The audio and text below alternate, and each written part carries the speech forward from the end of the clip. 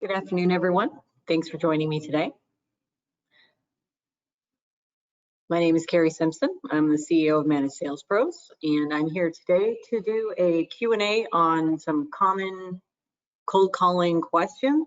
If you've got more process-oriented questions that are going to link to your own systems and processes, for example, I may not be able to answer those questions on the fly so well, but any of your simple, like, hey, how do we hire better callers? Or, hey, how do we prepare them on day one? Or how long does it take to get a caller ready?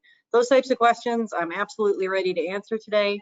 If you're looking for more complicated process-oriented questions like, hey, how do we use ConnectWise to X, Y, and Z? Those aren't questions that I can freely answer on the fly. So hopefully you guys all brought some questions, or we're going to have the least interesting webinar ever. So I founded Managed Sales Pros in 2013 in my kitchen in Canada. I was incubated by a technology incubator called the Eureka Project, now called North Forge, which was a University of Manitoba Smart Park initiative. For those of you who are from Canada, it would be similar to GSV Labs in San Francisco or 500 startups. My primary role there was helping pre-commercial technology companies identify whether or not people were actually going to buy their stuff. So did a lot of interesting calling there to help identify what kinds of technology people were interested in adopting and what kind of premium they would pay for the conveniences that they were interested in having. Right? Having the best products in the world that people won't pay an extra $1,000 a month for isn't going to be helpful to anyone. So we did a lot of organic pain point identification, a lot of market validation. It's a really interesting job. And when the government eliminated the funding for that program, the call center was doing about $1 million in revenue, and the owner of the call center said, "Hey, Carrie, like we're just shit canning this whole program. If you'd like to retain a couple of these clients and carry on, we'd be happy to give you an office here." So I had a leg up on my competition from the very beginning because I had access to lawyers, accountants, a fractional CEO, a fractional CFO, things that most startup tech companies would have, I had access to. So that's how we started. We grew pretty rapidly. We're a $2 million business now, and it's been a hell of a ride. We went niche specific really quickly and identified that most managed service providers were experiencing the exact same challenges. So it was easy to rinse and repeat and scale. Our interaction with the managed services community gave us access to the vendor community, and we soon became well known for providing lead generation services to vendors who were interested in attracting new managed services partners. So that's our origin story. So that's what we're 5, 6, 7 years in now. I am not day-to-day active in Managed Sales Pros any longer, which was a nice place to be in pre-COVID. After the pandemic hit, I got pulled back into the business more than I wanted to, mostly because it was all hands on deck. And now we're getting to the point where we're normalizing a little bit. And I can see Roger is on the call. Roger is from my hometown of Winnipeg, and we haven't spoken for a little while. So hope you're doing well, Roger. Nice to see you here today. And there's a few other names I recognize here as well today. So a little bit of housekeeping before we start. On the right-hand side, you should see a square box where you can type in any questions that you have, and I'll read them out and then I'll answer them. Normally I deliver a bunch of content and then answer questions, but I didn't prepare any content. I did prepare some fake questions in case nobody asked me some, because there are some things that I think everyone needs to know. But I'm hopeful that you guys read the email and came with a couple of questions that you would like answered today. And hopefully everybody has some similar interests. So with that being said, all of my contact information is here.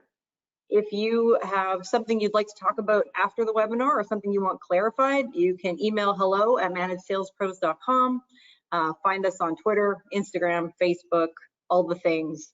My own email is my first name @managedsalespros.com. I just hate throwing it up in webinars because I get spammed to death afterwards. So that being said, is there somebody that wants to kick us off with a question? And there's only about 10 people on the call live today, so I can unmute you if you like, although that's led to some really interesting things, like the gentleman. Once we hosted an MSP owner from San Diego, and he posted the information on Reddit, and he posted the organizer link and not the attendee link, which meant everybody on the call could talk and take their webcams live. And one of the MSPs on the call didn't realize that, was talking to his partner who was modeling leather pants for him. And we all got to enjoy his commentary on her leather pants. So I haven't unmuted the microphones for a little bit since that happened. That being said, I'm available. Ask anything you like.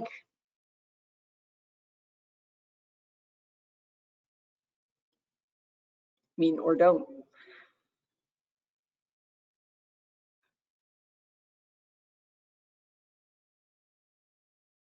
Did everybody just show up today and like hope other people would ask questions?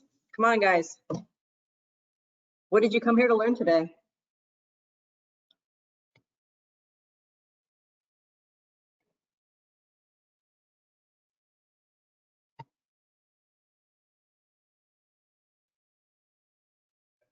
It's gonna be a long webinar.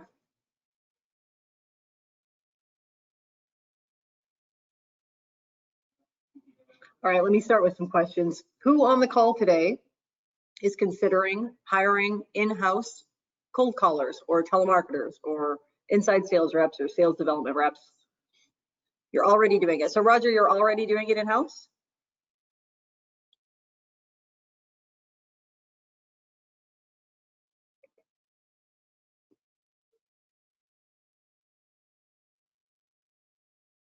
And are you doing that? Or do you have a team that's doing that? Do you already have a caller on staff?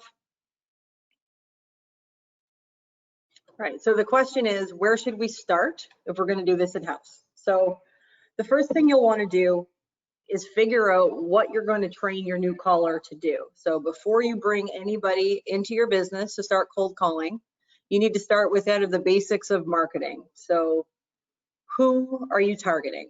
Who are your buyers? And digital marketing will talk a lot about something called the buyer persona and the buyer journey. This is still relevant for cold calling, and it's especially relevant if you're going to dovetail your cold calling into your other marketing initiatives. So the buyer persona talks about creating marketing that speaks to a particular person. So not just the CEO of a business that has more than 20 employees but fewer than 50. You're getting really, really specific about who this person is and what they're interested in. So think about your 3 best clients. And ideally think about 3 clients that are fantastic, that are a little bit different from each other. What are they like? How do they react when you call them? Do they like to email you or do they prefer to call you? When their team needs support, how do they like to receive that support? So think about all the things that you know about your absolute best clients. So if you wanted to rinse and repeat and get 10 of the exact same clients that you have right now, what do those people look like? Where do they go? What are they interested in? What websites do they go to? What magazines do they read? How do they spend their evenings? What do they do at work? So think about, right, as granular as you can get, just start writing down character traits of your top clients. So this isn't so much about what kind of business do they run, right? Like we're all looking for technology dependent or technology strategic businesses where there is a close to 1-to-1 ratio of computer users and employees.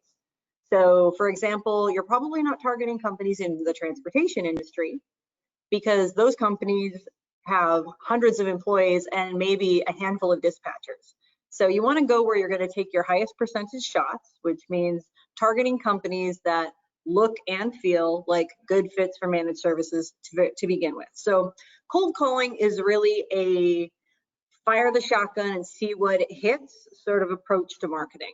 We're looking for things that we don't already know about. So don't think about the 100 clients that you absolutely know that you want to do business with already. That is not a cold calling campaign. That is a named account marketing campaign and you don't want to have a minimum wage telemarketer cold calling into the accounts that you 100% want to win, and you know these people, and you know where they go, and you know where they golf, and you know where they go to dinner, and you could bump into them publicly. So start thinking about, what do the clients that you want to do business look like right down to where do they shop, where do they eat. So, I mean, Roger, we can talk about Winnipeg since we're from Winnipeg. So if I was thinking about what are the best clients I've had in Winnipeg. So in Winnipeg, we've supported Clear Concepts, and we've supported Michael Anderson's MSP there. So if I think about what are the key characteristics between the two of them, well, they're both in EO. So they're both EO members, which means they're both actively giving back to the entrepreneurial community. They both golf. Phil doesn't smoke cigars, Michael does.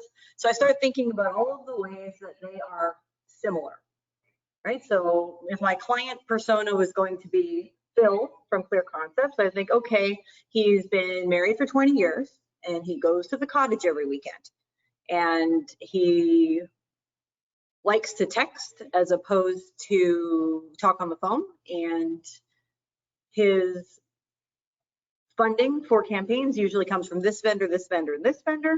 So if I wanted to attract more companies like that, the first thing I would think about is, how can I get to the vendors that provide the money that is given to this particular MSP and other MSPs just like him. So that's where I'd start thinking first about, how can I create a campaign where instead of calling one person to get one meeting, I can call one person and potentially get access to 100 people just like that person. So what associations are you interacting with? Are you sponsoring golf tournaments? Are you sponsoring association events? Like right now with COVID, a lot of the things that we did previously just aren't even available to us anymore. So we have to start thinking about more creative ways to engage with these buyer personas. So if you want to think about building out cold calling, once you have these buyer personas created, then you start thinking about things like, okay, well, we've called this company 50 times and they've never picked up the phone. Then you want to start getting a little bit more granular about it. Like, well, are you always doing your cold calling between 8 a.m. and 10 a.m., for example? Right? If you're always calling between 8 a.m. and 10 a.m. and you're never getting anybody on the phone, well, maybe it's time to start thinking about calling between 1 p.m. and 3 p.m. or mixing it up and trying different days, different dates, different times. So when you're creating your programs, before you hire a telemarketer, before you go out and make a job offer to somebody, make sure that you've tried the process that you're building yourself. So you've created your buyer personas, you've gone and you've identified the places and things that these people like, and you've built out your lists around that. So now you've got a list of 100 companies in Winnipeg that look like your best client right now, and you want to call all of them. Right? That's your beginning point. So now you're going to develop a script. And we don't use a script. We use what I would describe as talking points here, which would mean I take, when a new MSP onboards with us, the first thing I'll do is take all of your marketing materials and a big black Sharpie marker, and I'll cross off everything that can't be quantified. The best, the greatest, eminent, blah, blah, blah, blah. Like, okay, who gave you that award? Did you actually win an award that said you were the best, blah, blah, blah? No? Okay, well, that's not quantifiable. So I'll get rid of all the fluffy, schlocky stuff that's on the website talking about Manitoba's premier this and Edmonton's best that. Like, none of those things are actually true. So you need to pare that down, because people immediately start turning off when you start using words that are what I would call fluffy words or filler words. So you want to be straight to the point and factual. Get on the phone, convey your message clearly, succinctly, and with brevity, because people are busy. So you've got to think about the first person you're going to interact with is going to be probably not the decision maker themselves, although you can't guarantee that. So every time you talk on the phone, make sure that you're treating everyone that you talk to as if they own that business, because for all you know, they do own that business. Our phone system will hunt until somebody picks it up, myself included. And if you treat me like I am not the owner of the business, we probably aren't going to get very far. So if somebody's trying to be deceptive on the phone, for example, like trying to speak to me, even though I'm the one answering the phone. So people call and ask for, you know, Carrie Simpson said that I should call blah, blah, like absolutely not. I absolutely did not say that. And there is no way for anybody at our company to transfer a call to me my phone doesn't ring ever. So when somebody makes up something like that, everybody in our business knows that it's absolutely not true. I absolutely did not give out my phone number to anybody, and they can't actually transfer that call to me. So if you're going to lie from the very beginning, our business anyway, nobody's going to put you through to anyone because they know that you're being deceptive, and a relationship that is formed starting with deception isn't going to go very far. So if you think about the way that you started your business, for example, so I know that the first people that I hired were people that I knew really well, family members, friends,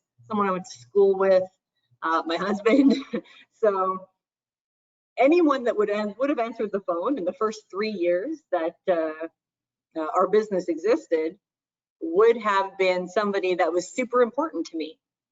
So saying that they don't have authority or the ability to influence someone, odds are at a smaller business, a 20-person business, everybody's still interacting with everybody. So your first step is going to be figure out who you want to sell to, and then your next step is figure out how you're going to sell to them. So what can you combine with your cold calling efforts? What are you already doing? Do you need to reinvent the wheel? Are you just missing a decent script, or do you have to set up an entire process? Are you using a CRM? Are you going to use your PSA? How are you going to track things? So before you hire someone and put them in the corner with a new computer and a list of people to call, make sure that you've actually tested your process and you know how long it takes to do all the steps in the process, and you've got a real understanding of, hey, here's how long a call should take. Here's how much time it takes in between calls to make all my notes and get all the stuff ready for my next call. If you do any research in between your calls, how long does that take? So make sure, like when I want to learn how to do a new marketing activity, before I will outsource something, I want to find out what the time spent on that activity looks like for me. So this year during the pandemic, I decided to get certified in digital marketing. And I did that because before I paid someone else to do it, I wanted to know what I was actually paying for. So if I'm paying somebody to post to Twitter once a day, for example, and I know that it takes me X amount of time to create 30 Twitter posts and X amount of time to put those posts up into my social media management system, I know that gives me the amount of time that it takes to create 1 month of Twitter campaign. Right? So if I know that it takes me 2 hours to do this, whether I want to do it or not, it takes 2 hours. Whether I did a great job or a shitty job, it's 2 hours. If a marketing company comes to me and proposes that they're going to manage my social media, and they're going to manage my Twitter account and my Instagram account, for example, and they're going to post once a day on both accounts, well, I know that that's 4 hours of work total. It takes 4 hours to create 60 posts and upload them. And that number I just pulled out of the air, that's probably not accurate. But if the marketing company comes back to me and says, well, we're going to charge you $2,000 to do this every month, then I think that that's 4 hours worth of work. That's $500 an hour. I can pay someone on Fiverr $4 an hour to create 60 Twitter posts, and I can post them myself. So I like to think about the sales process in steps that way. So before you hire your inside sales reps or your telemarketer, think about all the things that need to go into the campaign. You're going to need a list. Is it going to be the telemarketer's job to go and find that list? Are you going to provide that list? Is the list going to be clean? Are you going to buy a cheap one online? Are you going to have somebody build it out? So think about all of the steps that are going to happen before your caller makes the first call. And wherever possible, make sure that you're testing that process yourself so that you know whether or not that person's doing a good job. Because if you don't have any metrics, for example, you've never made cold calls before, and your employees have never made cold calls before, when your cold caller goes for a month and only schedules one appointment, you might think, wow, this is a terrible, terrible hire. Except that I can tell you that we've had months, for clients that were fantastic, with callers that were fantastic, where they got one meeting, maybe no meetings, and that's perfectly normal. But if you don't know what perfectly normal looks like, measuring your caller successfully is going to be impossible for you. So I had some more questions come in while I was going through that. So just give me 1 second to pop them up here.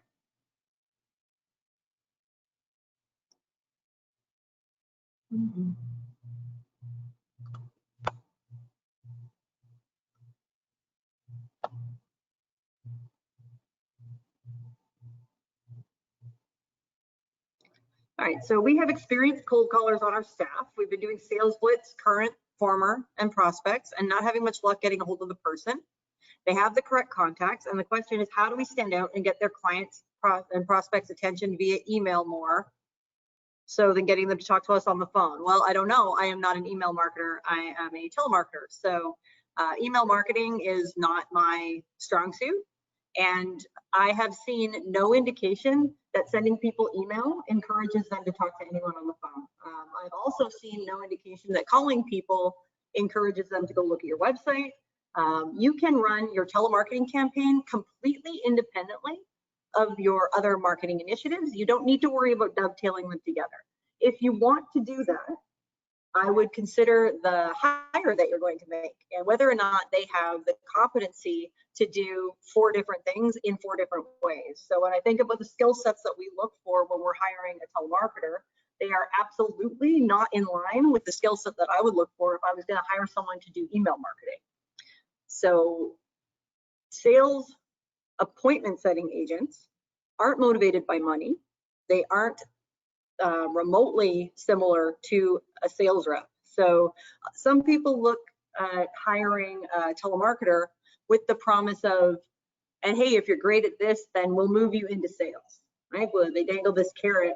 And what you get in that case is you're either going to get a lousy telemarketer who might be good at selling, but you're never going to find out because they're never going to be successful doing lead generation for you. Or you might hire a phenomenal telemarketer and set them up for failure when you promote them into field sales. So what you're looking for when you hire a telemarketer is somebody who's got a great attention to detail, because if you're not gathering information about the companies that they're calling every day, if you're just looking for the win, which is what the sales reps do, right? Sales reps will cut corners. They're going to do anything and everything possible just to get to the win. And that's what makes them great at hunting, right? They're just hungry. They're motivated by money. They want to close. They want to close. They want to close. If you hire that person to do your telemarketing, maybe you get more appointments, but the minute they walk out the door, you won't know anything about what they've done for the last 12 months because you haven't required them to go through the steps that are necessary to be a great lead generator. So when you sit somebody down at a computer and have them dial for you, you want to make sure that they're collecting information on your competitors, on your prospects, like mapping out organizations, creating better pathways into those organizations, and helping you figure out what the market looks like right now. So if competitor 1 is winning all the legal business in your city, you should know why. And you should know where your competitors drop the ball as well. And those questions are super simple. Or just asking another question like, hey, what do you like about them? I understand you're happy, you're getting what you want. That's wonderful. You know, I hope if there's a problem, you'll consider us in the future, or maybe we can have a conversation about what it would have to look like in order for you to consider changing vendors. And they'll say something like, well, no, I mean, our service level agreement isn't great, or, you know, our onboarding experience was terrible. You start logging all those things and you'll start noticing over and over again that your competitors all fall down in the same way. And I guarantee you that your competitors will know where you fall down too. So that's something to keep in mind as you move forward.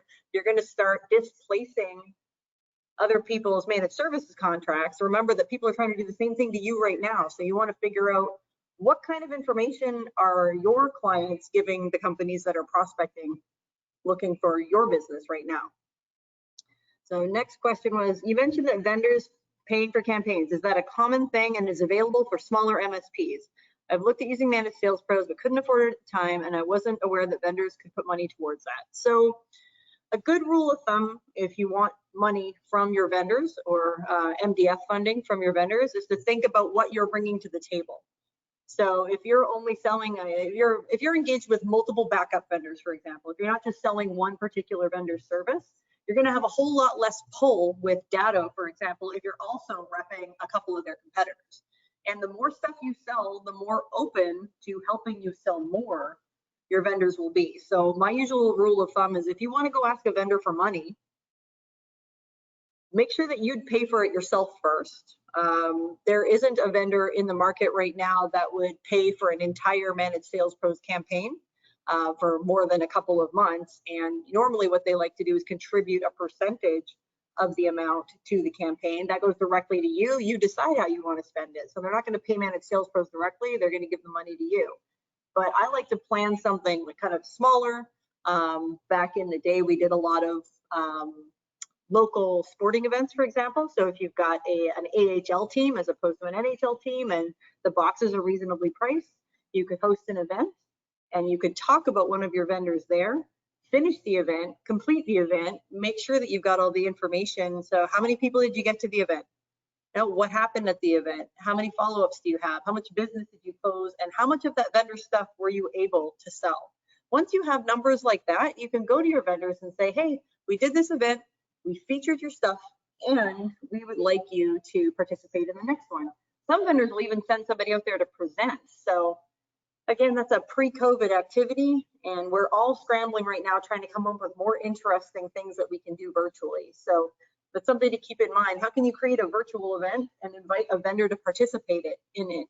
Because your vendors have been doing webinars for years and years and years. If you've just started doing them, they're a huge resource to you. Don't be afraid to ask them to participate. Next question is, what would you say a good amount of appointments booked per month is? How long is a piece of string, right? Like, do you have 10 people on the phone or one person on the phone? Are they making 20 calls a day? Or are they making 200 calls a day? So on average, it takes us 300 dials to get one solid qualified appointment. So that's not a like a look-see appointment. That's an appointment where it's been BANT qualified. So it's budget, authority, need, and timeline. So they have the money, they're the decision maker, there's an actual need, and they know when they'd like to implement. So until we have all of those things, I don't consider an appointment qualified. Your qualification parameters may be a little less stringent than ours. So if you're just starting your MSP, you want to talk to anybody who'll talk to you, anybody that'll meet with you, go talk to them and ask them for referrals. Who do you know that is moving offices in the next 6 months? Who do you know that is adding headcount in the next 6 months? Start thinking about how can you gather a referral from every person you talk to. The appointments per month is highly contingent on the amount of time that you spend generating appointments. So if you've got a full-time outbound cold caller, experienced, knows the market, understands the managed services value proposition, they should be able to generate 1 or 2 appointments a week. And that's firmly qualified. I would be comfortable sending the CEO of my business to this appointment meeting. Now, if you want your appointments less qualified, you can decide what you want your caller to do for you. So in our company, nothing gets put forward to the client that doesn't exactly meet the parameters that we have outlined. So if our client says, we don't meet with anybody that has fewer than 100 computers, we don't meet with anybody who has more than 100 computers. We want to meet with law firms only, and we only meet with the managing partner or the CFO if they have one, right? So whatever our client says they want, that's what we go looking for. Whatever it is that you want, that's what you send your caller hunting for. But as you start developing your outbound program, you may want to start them just with something simple, right? Get them to invite people to webinars, get them to scrub lists, identify who the decision maker is, find out when the contract is up, figure out how you can ease somebody gently into your business as opposed to like, okay, here's your computer and now you have to make 100 calls a day and I expect you to generate this number of appointments, right? Sometimes there are no appointments. So it really will be contingent on your ability to, one, clearly define what's the job, what's the role, what do you want from them, and then giving them the tools that they need to succeed. Just because somebody was an experienced telemarketer before they came to work for you doesn't mean that they're going to understand your systems and processes at all. So if they worked at a high volume call center where they didn't have to do anything, right? They just sat with a headset on an auto dialer, and the phone call was pushed to them, and then they read something off a screen, and then they pushed a button, and then depending on that answer, the answer to the question was fed to them. If they didn't have to think at all for their last cold calling job, they might struggle a lot. So just having experience cold calling won't be enough for them to be successful for you. You're going to have to give them more information. So what do you do? Why are you better than everyone else? Now start thinking about the ways in which you already win business, the places you know that you win, and then start conditioning your cold caller to have the conversations that lead to those great points. Next question, when does it make sense to outsource telemarketing versus hiring in-house? So the best time to outsource telemarketing is around the point where you have the money to hire a sales rep, but you don't quite have the time available to go through the process of hiring a sales rep. So if you think about the amount of time that it takes just to get that person in the door, writing an ad, figuring out where to post it, posting the ad, vetting 100 resumes, and from there, taking those 100 resumes and whittling them down to the 5 candidates you want to meet, interviewing those 5 candidates. Maybe you've got 2 candidates and you have to re-interview them. So you're probably 60 days into this process now, and you still haven't made a single phone call. The difference between outsourcing and hiring in-house is expediency and consistency, and that's it, right? There is nothing that we can do that you could not do yourself, right? Except maybe, manage callers better because we've been doing it longer. So we only do that. That's our only job, all day, every day. All we do is call. All we do is talk about managed services. So we don't have to wear 7 hats every day, right? Our callers call. They don't send emails. They don't do research. They don't spend time on LinkedIn. All they do is dial, right? They have conversations. They have more conversations. That's the whole ball of wax. So the difference between outsourcing and hiring is just, hey, time to market.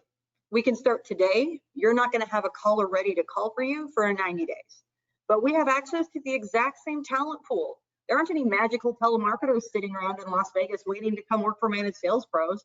We get the same exact people that you would hire, and we pay them the exact same amount that you would pay them. So, perfect world, you figure out how to do this, and it is extraordinarily cost effective. Outsourcing is a temporary solution. It is a 2-year plan to give you some runway while you figure out how to bring it in-house effectively, and you figure out whether or not you like cold calling as a method of acquisition for new business.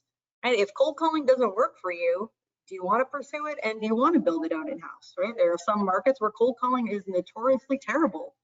We've never had success in Miami, for example. Miami's a ridiculously difficult market to cold call in, and I feel like that's a little bit of a language barrier. I'm Canadian. We speak English and French. We don't speak Spanish.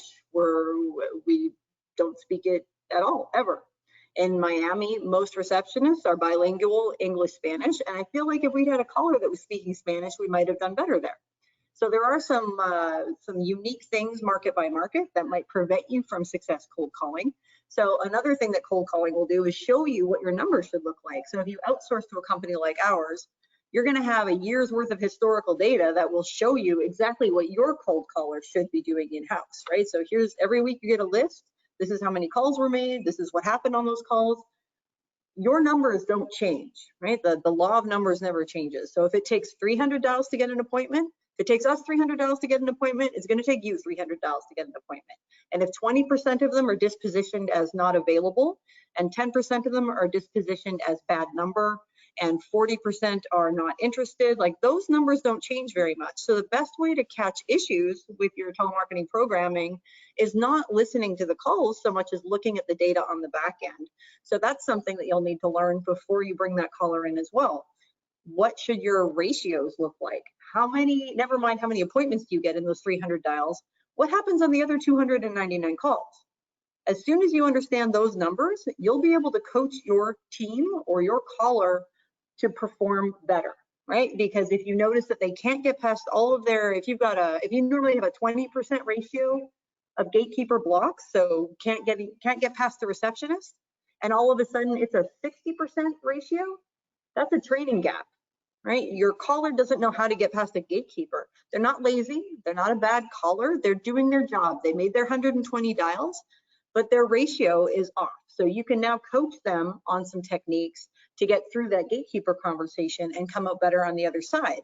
And you'll know that it works because in the next 4 weeks, you'll notice that that ratio is getting smaller, and ideally it should go back to that 20% spot. So the only time you should outsource is when you don't have to leverage yourself and you're not going to lose any sleep if it doesn't work. And that goes for all marketing initiatives, because marketing is fickle, right? Who could have predicted COVID-19? If you'd made a $120,000 investment in trade shows this year at the beginning of the year, and you paid for all your events up front, and that was your entire marketing spend, and now there are no events and you prepared nothing else, you're going to have a bad year. So there is 0 ways to predict how your marketing is going to work for you at any particular time. So if you're leveraging yourself to work with a company like Managed Sales Pros or one of our competitors, you stand the chance of accumulating a significant amount of debt for a program that may not even work for you. So you should have the money free and clear, ready to spend without losing any sleep about not getting an appointment for a couple of weeks or even a couple of months. If it absolutely has to work for your business to be viable, you absolutely should not be making the investment. Is that a clear answer?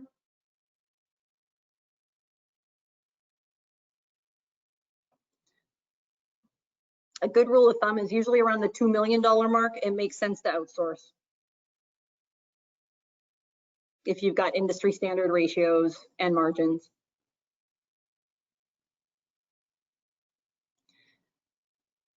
I always encourage people to do it themselves, whether they're going to long-term or not. Before you go and hire somebody to do it for you, like I was saying before with the marketing education that I'm receiving right now, I just want to know before I pay somebody, I want to know what I'm buying and I want to know how long it takes them. So if you're thinking about outsourcing your marketing, your cold calling, any piece of your marketing, find out how much time the company spends doing the things that you're paying for, right? And they'll say, well, you pay for results, you don't pay for time. Well, great, okay, but I still want to know what I'm getting for my $10,000. Am I getting 6 hours of work? Am I getting 12? Am I getting 20? Am I getting a cold caller that's worked with you for 3 years? Or am I getting a cold caller that started working for you 4 days ago? Right? These are the things that you should be asking prior to engaging a vendor like myself. Right? I'm always surprised at the number of times that nobody asks me what goes into it, what's the process, how do we do it, what are the deliverables? Everyone's like, hey, can you get us appointments? Yeah, we absolutely can. Great. Okay, here's the check. Right? Like, you should know what is going into the campaign. And sure, when it's working perfect, nobody cares. Right? If we're pulling appointments left, right, and center, no one cares how much it costs. No one cares how long it takes. If I only have to make 5 phone calls and I get you 5 sales appointments this month, you're going to keep paying me that $6,000 a month for the rest of your life happily. But if I have 3 bad months where I produce nothing, I better be able to show my work. And that's why you want to train your telemarketers to clearly articulate what they're doing on every call, because when they have a great month, you don't really care. You're kind of scanning the numbers and you're like, yeah, well, they got 20 appointments this month. Great, good job. Here's your commission check. Off you go. But when they have those terrible months, if you haven't deeply ingrained the idea that they have to show you what they're doing every day, you're going to just sit there and wonder, like, are they just sitting, staring at the wall all day? Are they actually doing their job? So it's your job to create a culture of sales accountability and of data integrity. So data integrity is just a fancy way of saying write everything down. If it doesn't go into the CRM, it didn't happen, right? If you didn't document it, you didn't do it. You wouldn't tolerate it from your techs, and you shouldn't tolerate it from your sales reps, even the superstars. You can't let that slide. The problem with sales reps not documenting properly is one day that sales rep is going to leave. And if they leave with your entire book of business written on a bunch of black books that they just cart out of the office with them, and there are no notes in your CRM, all of your intellectual property just walked out the office, and there's very little that you can do about it. Right? If your caller is just taking paper notes on every call they make, and they're not putting them into the thing that you have provided them with to document what they're doing for you, they've essentially just stolen your entire book. So think about succession planning. So don't just think about the caller that you're hiring today. Think about the next caller you're going to hire and the one that you're going to hire to replace those 2 callers, and start thinking about how can we create a process that is so well defined that churn isn't going to hurt us. And that's something to consider before you start hiring. Telemarketers have an 18-month run rate, tops. Right? I've had some callers that have stuck around a little bit longer than that, but that's normally because we gave them increased responsibility.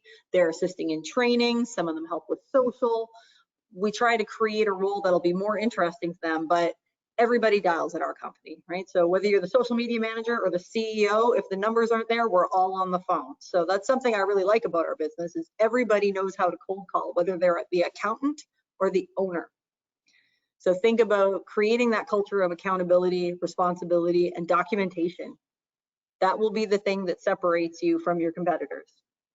You also don't want to give your competitors your entire book of business when your sales decides to go to somebody that's paying them an extra $5,000 a year, because that's something that definitely does happen in that lower end telemarketing pay scale, right? You're paying them 15, someone else offers them 18, they're gone. There isn't a lot of loyalty at that level. So your corporate culture to begin with will be essential to retaining that employee. But the way that you create the process for them, like what can you get rid of that's just an enormous time suck for everybody all the time? Think about the things that need to be automated that don't require personalization. So you guys are all in tech. What can you make fire automatically? Right, so I think about the things that we do in our call center. Nobody ever has to write an email. We just push a button. There's like templates for every possible scenario. We just push the button and the email goes. We don't have to write anything. We don't have to create anything. That eliminates a whole lot of wasted time, and it allows for us to dial more. So going back to that 300 dials, that's 2.5 days of calling full time just to get one appointment. The more you can raise that number, the more appointments you're going to get. The more time you spend researching, playing on LinkedIn, working without working, creating lists, that's the stuff that gets your time sucked completely out of control. So if I allowed my callers to research even 5 minutes in between every call they made, I go from having a 120 dial day down to a 40 or 50 dial day. Now, take that across 30 agents, I'm losing days of productivity, and that translates into hundreds of meetings that I'll never get. So we eliminated all the research. We have somebody do all that before anybody ever gets on the phone. So the people that we're putting on the phone are callers. That's their job. That's 100% of their job, right? We already know what to say to law firms. We already know what to say to accounting firms. We know what to say to engineer firms. All that stuff is already built for them. We have to train to it, and we have to reinforce it. And then from time to time, we have to tune it up as the market changes a little bit. Like COVID changed our entire sales pitch, and it went from a sales pitch to a, hey, how are you doing? Can we be of any service to you? Right? How are things going? Do you need to move people home? Have you effectively been able to do that? How did it go? So just a lot of check-ins versus our more aggressive, what do you like about your current provider? What would it take for you to change providers? How would we be that call when that happens?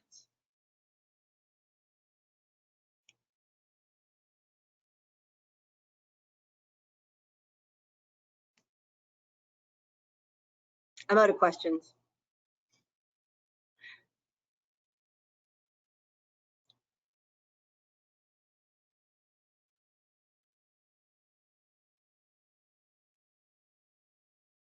Somebody wanted to know the difference between entry-level callers and experienced callers, and how many an entry-level caller should get versus an experienced caller.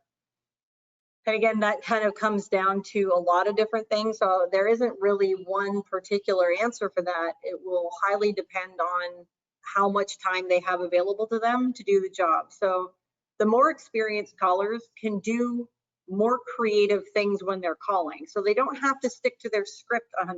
They don't have to go through the flow chart that a brand new caller would. They can go off script a little bit. They can identify interesting ways to potentially ask for referrals at the end of the call, which is something that an entry-level caller couldn't do. So if you have a more experienced telemarketer where you have them go through the pitch and they're like, no, we're happy that we're good, you know, we really like these guys. I went to college with the CEO. Like, those embedded providers are hard to bump, right? Like at the end of that conversation, you can always ask them, hey, well, who else in your network might be looking? Or what I really like, business owner to business owner or peer to peer. If you're going to do your own cold calling, the question you should be ending all your calls with is, what would be helpful for your business right now? If you can become a community connector, somebody that's always bringing leads and referrals to other businesses, it won't be long before those leads and referrals come back to you. So if you're constantly going to people and saying, oh, hey, I identified this person, you're going to recruiters, for example, and like, hey, this person's looking for an HR director. Can you help them? You connect those two people. Now this HR guy, that he's going to find out about an IT person leaving a company, he's going to give you a call and say, hey, just found out that this is open. You may want to give them a call, right? Start creating those opportunities to sell to other people beyond that initial cold call. Somebody would like to know, How would a script sound when cold calling accountants? First piece of advice is don't ever call an accountant during tax month, but once that subsides a little bit, it starts the same as any call. So my opener for every call that I make is, hi, it's Carrie calling from Doberman Technologies. Who should I speak to provide a quote for IT support? Right? That's it. That's the whole pitch. And either people will say, oh, that's Joe, or oh, that would be me, or we're not interested, or what are you talking about, right? So those are the potential outcomes from that. So depending on how they answer, then I would move into the next part of the pitch. So I would differentiate my pitch less by type of business and more by size of business, right? Are we calling because we want them to buy IT for the very first time, right? Are they a 10 or 15 seat accounting practice where one of the accountants learned a little bit about computers in school and he's the fallback and he's the one that does all of the tech support at this time, right? Is he an accidental IT guy? Or are we looking at an operationally mature 50-seat accounting firm that's working with one of your competitors? So the next step would be objection handling through the initial objection. So the initial objection is, we're happy with who we have, and my usual comeback to that is, great, glad to hear that your needs are being met. How would we throw our hat into the ring? Well, what do you mean? Well, like, how long have you worked with this company? Oh, we've been with them for 3 or 4 years. Okay, well, when does your contract renew? Oh, I think our contract's up for renewal in about 14 months. Great, okay, well, on average, what's your lead time like when you're evaluating a new vendor? Would it be a good time to call you 6 months before the contract ends if we'd like to have a conversation about potentially providing a competitive quote? And then they would say something like, oh, no, we're really happy, we're good. Well, can I send you some information about our business? Just in case.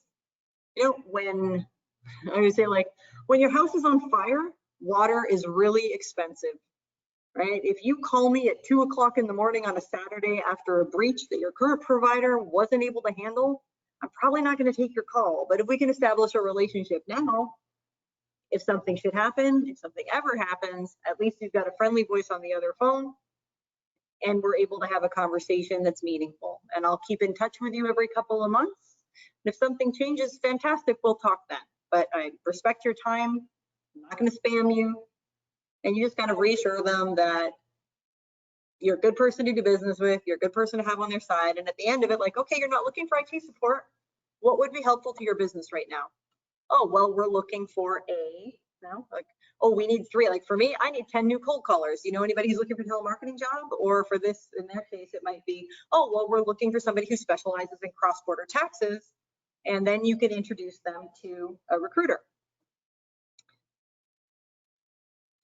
Yeah, I'm happy to write that down for you. I think whether you're calling accounting firms, law firms, engineers, anything really, the process is very structured. It's like introduction, wait for their response, handle the objection, and ask an open-ended question. So in this case, it would be if they had said, oh, well, our contract's up for renewal in 3 months, but we're really happy right now. Great, glad to hear that you're really happy. Who's responsible for your emergency preparedness planning? And then you just wait. And they're either going to say, oh, that's this person, or oh, our IT provider handles that, or best answer is, what do you mean?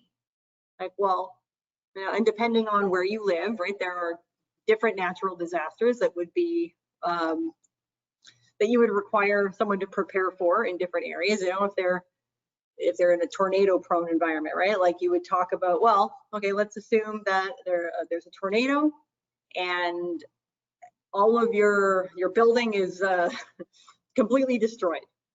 What happens then? Who's planning that? Like, who's your first call? It's like, oh, well, what? So this is a great way to find out, like, do they have a relationship with their MSP that gives them a virtual CIO or a fractional CIO? Are they predictive? Are they responsive? Are they able to create things for that company so they can be more proactive with their IT? Or are they just really a break-fix company that's charging a managed contract amount? Right, so start poking holes in the service that they're getting, and don't do it in a shitty way. Like, you don't have to say, like, even if you know that your competitor doesn't do that, right? You know that their stuff probably isn't backed up because it's a smaller IT company, they're not very operationally mature. You know that they're not doing X, Y, and Z. It's fine. You'll get your opportunity to gently pick them apart later. But all you want to do right now is give them things to think about, right? Like, well, what would happen if there was a tornado? Well, we never thought about that, right? So now they have to go back to their IT company and say, hey, can I see our disaster recovery plan? And best case scenario, the guy goes, what? Right, so now you've started to put that wedge in between them and the provider that they have.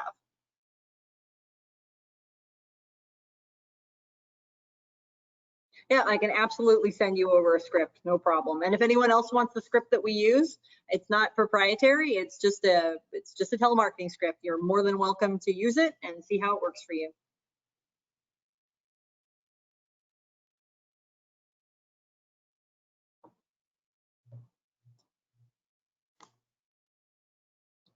We've got about 10 more minutes. Does anyone else have questions today?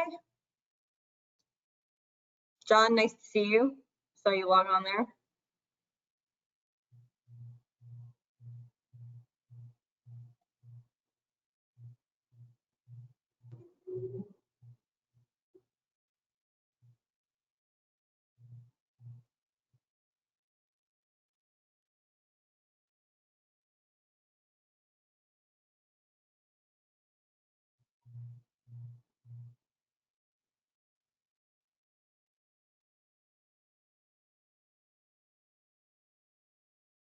I don't know what the hand raise thing means, you guys. Does that mean that I need to do something? Do I have to click on something? Sorry, that's not something that I normally see, but I saw that John and Russ both had their hands up, and I'm not sure if that means I'm supposed to like click on you.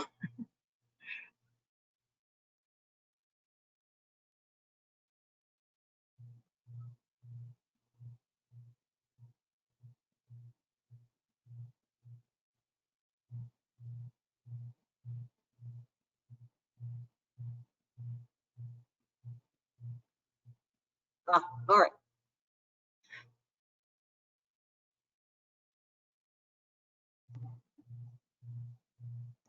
And about 10 more minutes. If anyone has any other questions they'd like answered today.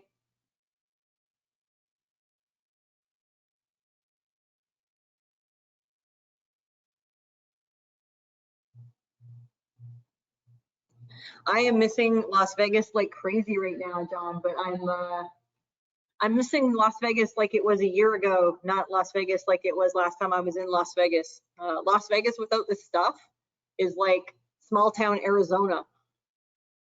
It's just super hot and there's nothing to do. Is the approach any different between consultative IT services versus managed? I suppose it depends on what you define consultative IT services are. Like, the person that you're pitching doesn't know the difference. Oh, those plants aren't mine. I live next door, but I don't have any furniture yet, so I'm not sure how to keep them from dripping on things. Maybe they don't. Maybe they just drip on the ground.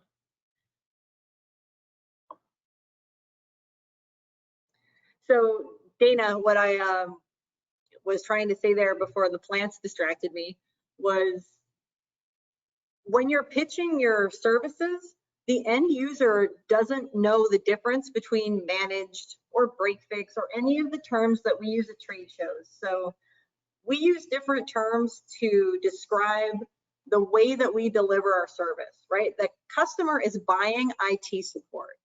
That's it, right? How they buy it or what they're buying is dependent on the way that you've chosen to deliver that service. But if you start talking about managed services on your cold call, people are going to say, what's that? And then you have to try and clearly define what managed services is, which kind of puts you out of sync with your prospect from the very beginning. Whereas if you just said, we sell IT support. Now we're a Las Vegas-based company that supports local law firms with at least 20 lawyers and under 50, and we help them X, Y, Z, right? So if somebody's asking you what you do, we provide IT support. And if you're more niche specific, we provide IT support for Las Vegas-based law firms. Right? Or if you don't have law firms that you can reference, you may not want to talk about supporting law firms on that call. You might say, we specialize in helping companies that have at least 20 employees and under 50 employees to use technology better. Right? So think about how you're able to define the fact that you're an expert in this, whatever this is. So whether it's law firms or accountants, so you can go vertical specific, you can go city specific, you can go size of company specific, you could go particular software that they use to execute their business activities specific. So if you're supporting clinics, for example, do you understand one EHR system significantly better than another? And do you know for a fact that this company uses that? Because then you can say, you know, we're a Michigan-based IT company that specializes in supporting clients that use this particular EHR. So however you can get a leg up on the competition from your very first conversation with someone, you should be driving that home immediately. We are a local IT company. We specialize in law firms that look like yours. That's all we do. We're experts. You don't have to talk about the other clients you support or the other verticals you support. And every time you make a phone call, you're an expert in whatever type of company that is, whether it's the size of the company or the type of company. So the next question is, who's the best person in the company to ask for to, let's see, what's this whole, to discuss this? So let them tell you who the best person to talk to is. Right? Instead of trying to ask for a position title or a name, which is where all of your time gets wasted researching, by the way. So if you want to go on LinkedIn and make a list of the CEOs of the companies that you want to do business with, that's great.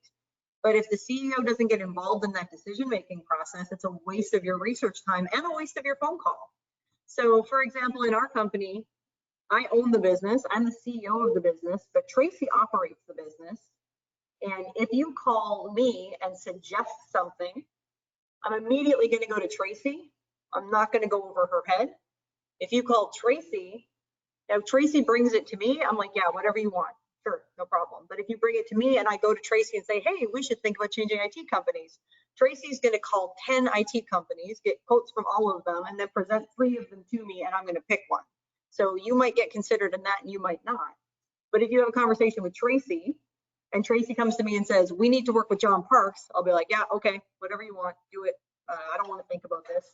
So the CEO wouldn't necessarily be the right person to connect with. So when you ask them on that first call, you're genuinely asking them, who should I talk to provide a quote for IT support? And if they give you a name, right? Like then you're going to want to clarify, who is that? Who's that person? What's their title? Thanks, John. So if they say, oh, well, that's so-and-so, and they don't tell you what their position title is, you want to clarify who they are first. So, and remember, like they could very well be married to the CEO. So just because they're the whatever office manager and you wanted to talk to the C-suite, don't assume that the office manager doesn't have more pull than the C-suite in this particular instance. If they immediately know who you're supposed to talk to, that's the person you want to talk to, even if that person is in the IT department. So you can suggest if they can say, oh, you want to talk to so-and-so, and you call so-and-so and it's obvious that he's like a network administrator or he's just a low-level tech that works for the company. You're going to want to push 0, go back out to reception and say, most often our first conversation is with somebody in the finance department. May I speak with, the company controller? Oh, we don't have one of those. We use an outsource firm. Okay. Like the whole point of this conversation is potentially replacing your IT department. We usually don't speak with the IT person first. Can you recommend who I should speak with? And then they'll say, oh, okay, well, maybe you want to talk to Sally. She is the CFO. Great. Okay, I'll take that number. And then you reach out to Sally. But if the only person they'll send you to is IT, have the conversation with IT. Find out like what kind of projects do they outsource, if any. maybe they're already working with a company that provides that fractional IT support. So if you're not offering support to anybody except on a pure play managed opportunity, this might not be a great lead for you, and this will identify clearly that this isn't a good fit for you. So you either want to knock out their current in-house IT department, or you don't want the business at all. And the long-term play here, of course, is displacing their in-house department, but that is a very, very long play, and you don't know what the politics or dynamics in that company are to begin with. So for all you know, you're trying to get his brother fired. So there's a lot of stuff at play when you're trying to essentially remove somebody from a company. It's a whole lot easier to displace a competitor than it is to displace an in-house employee.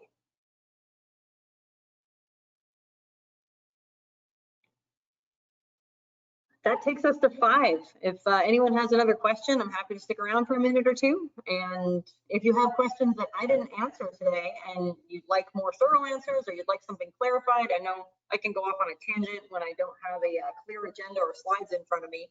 So if we didn't get to the question that you wanted answered, please email me, hello@managedsalespros.com. Somebody's going to forward that to me, or my first name @managedsalespros.com, and you can talk to me directly. And I will email that script to everybody on the call today. So they give me a list of everyone that registered. I'll fire it over.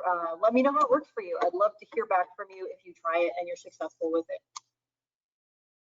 That's my pleasure.